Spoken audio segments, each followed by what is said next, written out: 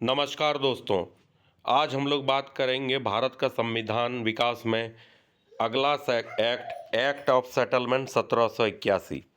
Regulating act 1773 में अनिर्हित गंभीर व्यावहारिक दोषों को दूर करने के लिए ब्रिटिश संसद के प्रवर समिति के अध्यक्ष एडमंड बर्क के सुझाव के आधार पर इस एक्ट का प्रावधान किया गया। इसे संशोधनात्मक अधिनियम अमेंडिंग एक्ट या बंगाल जुडिकेचर एक्ट 1781 की भी संज्ञा से अभिहित किया जाता है। इस एक्ट के द्वारा कलकत्ता की सरकार को बंगाल, बिहार और उड़ीसा के लिए भी विधि बनाने का प्राधिकार प्रदान किया गया। इस प्रकार अब कलकत्ता की सरकार को विधि बनाने के दो स्रोत प्राप्त हो गए। पहला, रेगुलेटिंग एक्ट के अधीन वह कलकत्ता प्रेसिडेंसी के लिए, और दूसरा एक्ट ऑफ सेटलमेंट के अधीन बंगाल, बिहार और उड़ीसा के दीवानी प्रदेशों के लिए विधि निर्मित कर सकती थी। सर्वोच्च न्यायालय के लिए आदेशों और विधियों के संपादन में भारतीयों के धार्मिक एवं सामाजिक रीति रिवाजों तथा परंपराओं का ध्यान रखने का आदेश भी दिया गया। गवर्नर जनरल इन काउंसिल को सर्वोच्च न्यायालय की अधिकारिता से मुक्त कर दिया गया, अर्थात गवर्नर जनरल की परिषद अब जो नियम बनाएगी उसे उच्चतम न्यायालय के पास पंजीकृत कराना आवश्यक नहीं होगा। प्रांतीय न्यायालयों के विरुद्ध अपील गवर्नर जनरल की परिषद के पास की जा सकती थी। पुनश्च 5,000 पाउंड या अधिक मूल्य के मामले सपरिषद ब्रिटिश सरकार सम्राट के पास भेजे जा सकते थे। सर्वोच्च न्यायालय की शक्ति को सीमित करते हुए उसकी राजस्व अधिकारिता को समाप्त कर दिया गया तथा स्थानीय नियमों के ध्यान में रखकर नए कानूनों को परिवर्तित करने का निर्देश दिया गया। इस प्रकार इस अधिनियम ने रेगुलेटिंग एक्ट के अनेक विवादों और कठिनाइयों को दूर किया।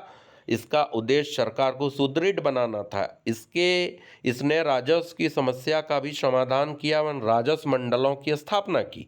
साथ ही भारत में कानून बनाने, उनके क्रियान्वयन में भारतीयों के सामाजिक एवं धार्मिक रीति रिवाजों का उल्लंघन न करने की बात पर भी बल दिया गया। अब है अगला act, Pitt's India act 1784।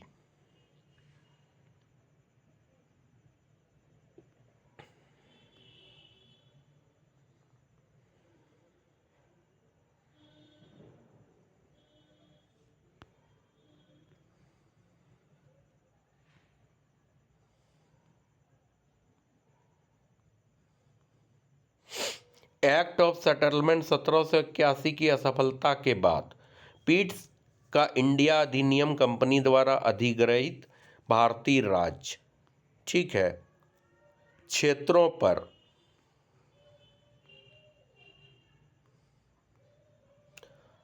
British ताज के स्वामित्व के दावे का पहला वैधानिक दस्तावेज था, जिसका शीर्षक था भारत में ब्रिटिश अधिकारीन क्षेत्र।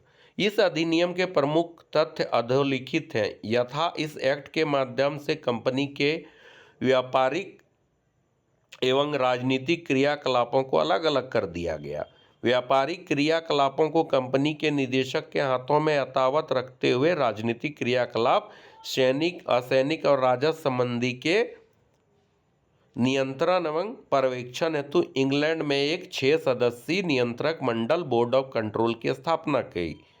इसके बाद बोर्ड ऑफ कंट्रोल की अनुमति के बिना गवर्नर जनरल को किसी भी देशी नरेश के साथ संघर्ष आरंभ करने अथवा सहायता का आश्वासन देने का अधिकार न था।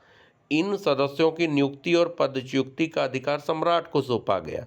6 सदस्यों में से एक चांसलर ऑफ एक्सचेकर, एक राज्य सचिव तथा 4 व्यक्ति प्रिवी काउंसिल के सदस्य होते थे। इस प्रकार अब भारतीय उपनिवेश के 2 शासक थे, प्रथम कंपनी का निदेशक बोर्ड और दूसरा नियंत्रक मंडल के माध्यम से सम्राट। यह स्थिति 1858 ईस्वी तक बनी रही। गवर्नर जनरल की परिषद की संख्या 4 से कम करके 3 कर दी गई। इस परिषद को भारत में प्रशासन तथा सैन्य शक्ति, युद्ध शक्ति, राजस्व एवं देशी रियासतों आदि के अधीक्षण की शक्ति प्रदान की गई। प्रांतीय परिषद के सदस्यों की संख्या 4 से 3 कर दी गई। इन सदस्यों में से एक को प्रांत का सेनापति बनाया जाता तथा केंद्रीय शासन का अनुपालन न होने पर गवर्नर जनरल को प्रांतीय सरकारों को बर्खास्त करने का अधिकार इस अधिनियम द्वारा प्रदान किया गया। भारत में नियुक्त अंग्रेज अधिकारियों को अवैध कार्यों पर मुकदमा चलाने हेतु इंग्लैंड में एक कोर्ट की स्थापना की गई। इस एक्ट द्वारा कंपनी के कर्मचारियों को उपहार लेने पर प्रतिबंध लगा दिया गया। इस अधिनियम के द्वारा गवर्नर जनरल को देशी राजाओं से युद्ध तथा संधि करने से पूर्व कंपनी के डायरेक्टरों से स्वीकृति लेना अनिवार्य कर दिया गया। इसके बाद है इसमें कुछ फैक्ट्स। रेगुलेटिंग एक्ट में व्याप्त दोषों को दूर करने के उद्देश्य से 1783 में डंडाज अधिनियम पुनः 1783 में फॉक्स का भारतीय विधेयक लाया गया, किंतु उपरोक्त दोनों ही विधेयक पारित नहीं हो सका। अतः फॉक्स द्वारा प्रस्तुत विधेयक के हाउस ऑफ लॉर्ड्स में पारित न होने के कारण लॉर्ड नाथ एवं फॉक्स की गठबंधन सरकार को त्यागपत्र देना पड़ा। किसी भारतीय विषय पर एक अंग्रेजी सरकार के पतन का यह प्रथम और अंतिम दृष्टांत है। तदुपरांत पिट्स इंडिया एक्ट 1784 लाया गया। परीक्षा दृष्टि से हम लोग देख लेते हैं कि क्या क्या इम्पोर्टेंट है। किसी एक्ट के द्वारा सर्वोच्च न्यायालय की अधिकारिता से गवर्नर जनरल इन काउंसिल को मुक्त कर दिया गया था 1781 के सेटलमेंट एक्ट द्वारा। सर्वोच्च न्यायालय की राजस्व अधिकारिता को किस एक्ट द्वारा समाप्त किया गया? 1781 सेटलमेंट एक्ट। सर्वप्रथम किस गवर्नर जनरल को तथा किस अधिनियम द्वारा गवर्नर जनरल मुख्य सेनापति दोनों शक्तियां प्रदान की गई? लॉर्ड्स कॉर्नवालिस को 1786 के अधिनियम द्वारा। किस अधिनियम द्वारा कंपनी के व्यापारिक और राजनीतिक कार्यों को एक दूसरे से पृथक किया गया? Pitt's India act 1784। कंपनी के कर्मचारियों पर उपहार लेने का प्रतिबंध 1784। कंपनी के मामलों में ब्रिटिश सरकार पहली बार नियंत्रण 1784 पिट्स एक्ट। पिट्स एक्ट के तहत निर्मित बोर्ड ऑफ कंट्रोल का अध्यक्ष ब्रिटिश मंत्रिमंडल का सदस्य। किस एक्ट द्वारा गवर्नर जनरल को अपने परिषद निर्णयों को अस्वीकृत करने की शक्ति पुनः दे दी गई और आगे से आने वाले गवर्नर के लिए भी विस्तृत किया गया? Charter act 1793। नियंत्रक मंडल के सदस्यों को भारतीय राजस्व वेतन का प्रावधान किस अधिनियम के तहत किया गया? 1793 का राजलेख के तहत। ईसाई मिशनरियों को भारत में धर्म प्रचार की अनुमति कौन सा राजलेख प्रदान करता है? 1813 का राजलेख।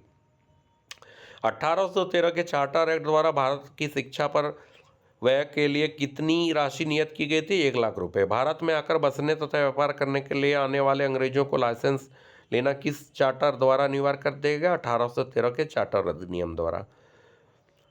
किस अधिनियम द्वारा गवर्नर जनरल के सदस्यों की संख्या 4 से 3 कर दी गई, जिसमें एक प्रांत का मुख्य सेनापति होना अनिवार्य था? 1784 के पिट्स इंडिया एक्ट द्वारा।